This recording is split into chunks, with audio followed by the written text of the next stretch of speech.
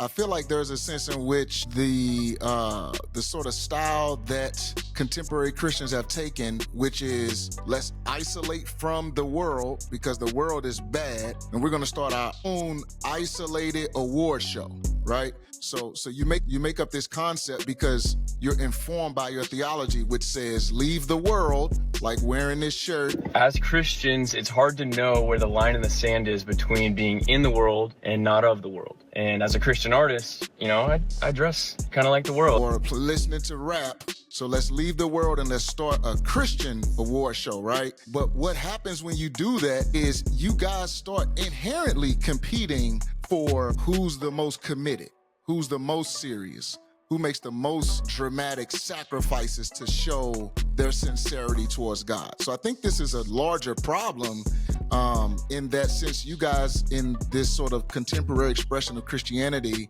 have, sort of gotten away from vocation where God is doing good everywhere, but because you see that as entirely worldly and you start this isolated thing because of the pietism and the way the heart is wired, people are going to start competing for, I got to show how I'm more about Jesus. I'm more sincere.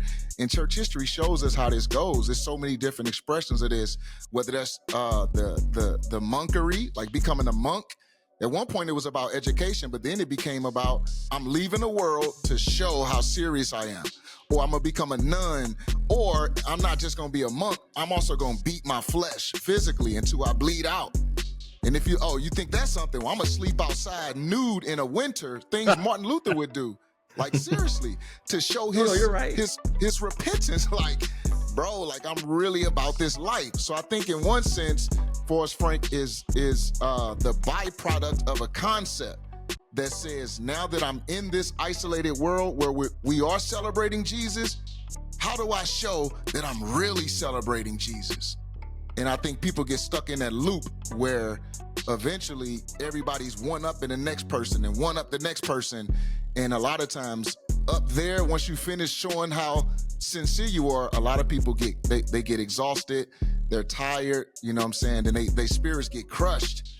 And some people leave the faith because pietism pushed them out because it just became the heavy burden of the law. We really need to have healthy vocation discussions to get people out of that loop because it could be a dangerous loop. Very dangerous. Yeah, a lot of people say, how unworldly can I be? God made the world too. The world is a beautiful place. We can enjoy it and still put God above it all too. Ooh, the study. The study.